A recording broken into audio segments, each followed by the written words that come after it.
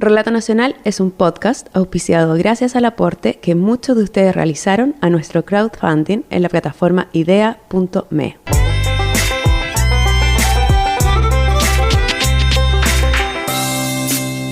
Hola, soy Nancy Castillo y este capítulo de Relato Nacional nos habla de esos lugares salvajes donde debemos aprender que nosotros no dirigimos ni damos las órdenes, de esos lugares que toman las decisiones por nosotros.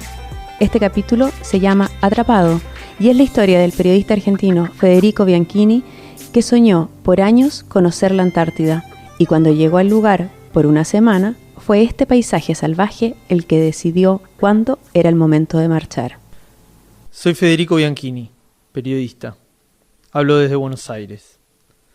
En febrero de 2014 viajé a la Antártida por 10 días. Quería hacer una crónica para la revista Anfibia, dependiente de la Universidad Nacional de San Martín, donde trabajo como editor. De chico pensaba cómo sería estar rodeado de hielo, aislado en el mundo. A veces, cuando leía, me imaginaba conociendo esas tierras lejanas y desconocidas. En 2010, en la cumbre del Cerro Tronador, estuve 4 días entrenando con los militares que iban a ir a la Antártida. Recién 4 años después, logré pisar ese suelo frío. El proyecto era estar 10 días. Me di cuenta luego, la Antártida decidiría cuánto tiempo iba a quedarme.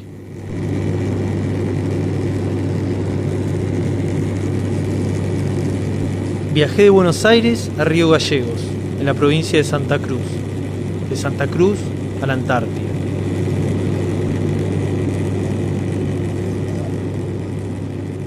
Bajamos en la pista de aterrizaje de la base chilena Frey, en la isla 25 de Mayo, Shetland del Sur. En botes nos llevaron hasta el buque argentino Ara suboficial Castillo. Al llegar, con ayuda, subimos por las escaleras de cuerda. 2 buzos cargaron nuestros bolsos. Nevaba.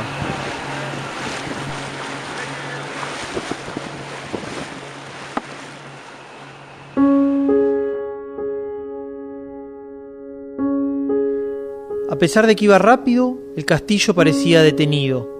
La luminosidad del cielo se difuminaba en nubes grises superpuestas. No terminaba uno de saber si eran varias, una junto a la otra, o la misma, enorme, etérea y abarcadora, suspendida sobre el frío. El mar oscuro completaba un paisaje monocromo, blanco, negro y gris.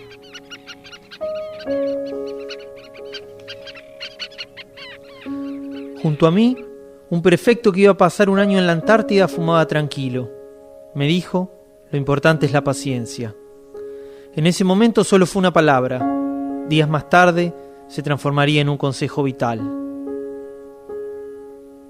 Unas horas después, ya de noche, llegamos a la base Carlini, también en la isla 25 de Mayo, la base más científica de la Argentina, en donde durante el verano más de 50 biólogos, geólogos y climatólogos estudian el cambio climático. Nos recibieron el jefe militar, el jefe científico y varios militares. La emoción por conocer esa tierra mística se disipaba en la oscuridad, la nevada, el cuidado por bajar del bote sin empaparse. La concentración suspende los sentimientos. Después de saludar a la gente de la base, ya era tarde, nos fuimos a dormir. Al día siguiente, pensé, disfrutaría la Antártida.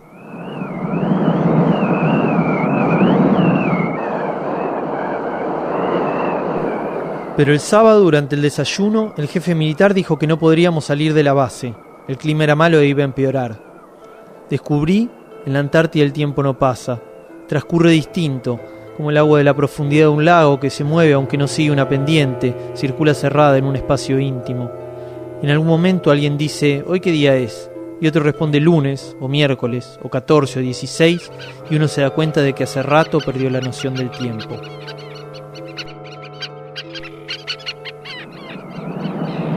El mal clima siguió durante todo el día. Recorrí el alojamiento principal, el laboratorio argentino y el laboratorio alemán. Me mostraron microscopios de última tecnología que proyectan en la pared bacterias ínfimas, haciéndolas parecer esferas enormes. La estación de meteorología y la biblioteca, la sala de buceo, la radio, el incinerador, a donde se separa la basura. Una parte se quema y otra se guarda para devolver a Buenos Aires. La carpintería y la enfermería. Fui al gimnasio y a la capilla. A las 11 construcciones naranjas que en esta parte del mundo contrastan con el blanco de la naturaleza.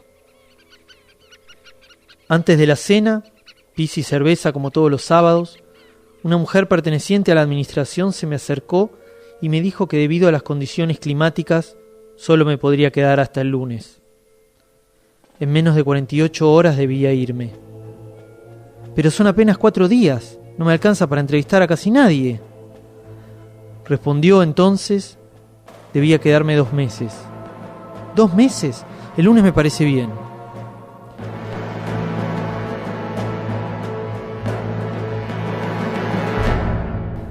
Me propuse entrevistar a la mayor cantidad posible de gente. Pregunté cuál era el trabajo de los científicos en la Antártida y me respondieron que es muy variado y abarcador.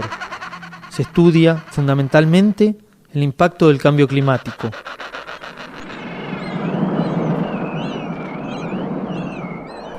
El lunes a la mañana, el día en que debíamos partir, la nevada seguía y se decidió que no habría vuelo.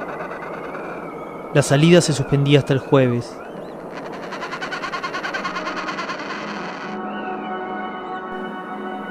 Sin obstáculos a su paso, el viento no suena. Se mantiene en silencio. Pero al rozar con la aspereza de las rocas húmedas, la suavidad del líquen, al chocar con el laboratorio argentino, la nieve, el cerro Tres Hermanos, las plumas de un escúa o el lomo de un elefante marino, surge un silbido constante y variable. El paisaje se convierte en un instrumento musical. El viento ulula incansable.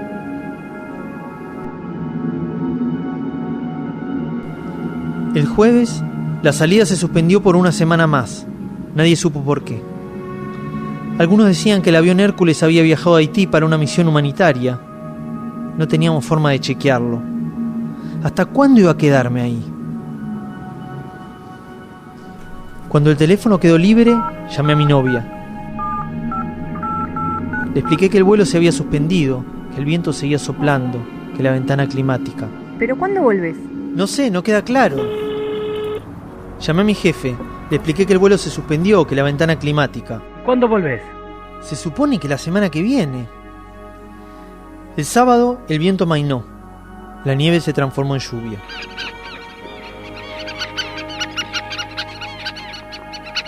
El domingo a la noche, la tormenta había pasado. El lunes, al despertar, por la ventana de la pieza entraba el sol. Acompañé a 2 biólogos a cazar un escúa, una especie de gaviota parda. Caminamos con la nieve hasta las rodillas. A la derecha, el océano glacial antártico salpicado por ásperos bloques de hielo blanco que de lejos brillaban suaves y turquesas. Sobre la costa, algunos pingüinos se sumergían fugaces. Otros, de pie, quietos, esperaban quién sabe qué cosa inminente, o tal vez solo se detenían a intuir, los animales no piensan, a percibir abstractos el paso de lo que llamamos tiempo. Al día siguiente, acompañé a la gente del grupo de mamíferos a hacer un censo de lobos y elefantes marinos. Cada vez que alguien me ofrecía hacer algo, aceptaba. Me puse un traje enorme y fui con la gente de ictiología a buscar larvas de peces. Acompañé a los biólogos de aves a sacarle sangre a los pingüinos y vi un pingüino rey empollando un huevo. Con un glaciólogo recorrí gran parte de un glaciar.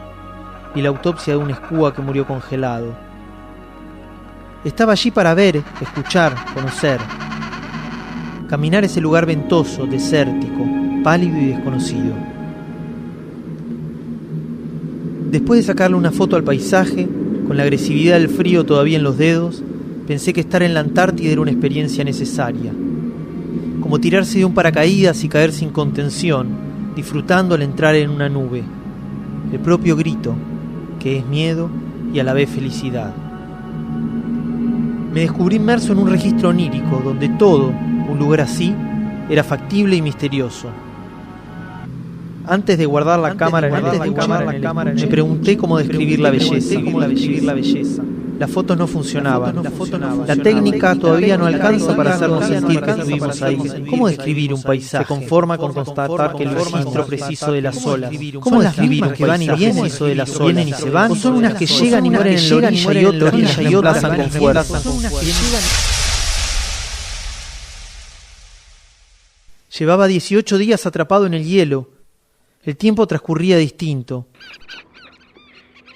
De a ratos me detenía en la existencia. El frenetismo urbano anula la reflexión y el pensamiento. Éramos 80 personas entre militares y científicos. Nos tratábamos como si nos hubiéramos visto todas las semanas desde hacía años. Nos contábamos cosas, nos reíamos, pero seguíamos sin conocernos. El viernes, el vuelo volvió a suspenderse. La intranquilidad se transformó en resignación. En algún momento saldríamos. Al hablar por teléfono, descubrí que en Buenos Aires la ansiedad, la angustia se concentraban. ¿Cómo que no sabes cuándo vas a volver? No sé, y no tengo forma de saberlo. En la Antártida se vive un presente continuo. La naturaleza se acepta como dogma. La vuelta, decían los militares, era inminente. ¿Era inminente? Nadie creía que fuera a serlo. Quizás para no ilusionarse, tal vez porque sabían que las ventanas climáticas se abren y se cierran con la rapidez del relámpago. Finalmente el jefe dijo que al día siguiente nos iríamos, y al día siguiente nos fuimos. Después de desayunar, llevamos los bolsos al helipuerto. A lo lejos, en la caleta, vimos al buque ruso Vasily Golovnin, 160 metros de eslora. Un helicóptero de doble hélice transportó los bolsos.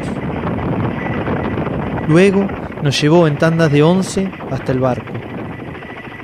Esperamos un rato largo en el comedor. Conmigo había militares que hacía 14 meses no veían a sus familias. Había un veterinario que cumplía 25 años de casado y para festejarlo tenía programado un crucero. Punta del Este, Río de Janeiro. Estaba nervioso, porque no sabía si llegaría. Había un biólogo que dudaba de si al volver tendría trabajo. El último mes, constante, su jefe lo llamaba para preguntar cuándo volvía, y él, cada vez, decía, no sé, cuando se pueda. Y él, cada vez, pensaba, cuando la Antártida quiera, cuando me deje volver, cuando decía que es tiempo.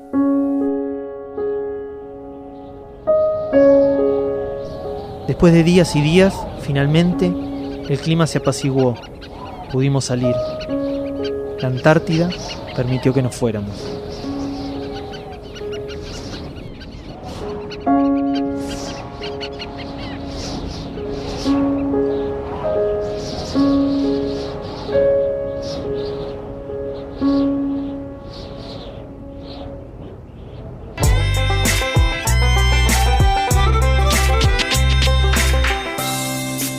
El capítulo de Relato Nacional de hoy, que titulamos Atrapado, fue realizado por el periodista Federico Bianchini, basado en la historia que él mismo vivió en ese continente salvaje.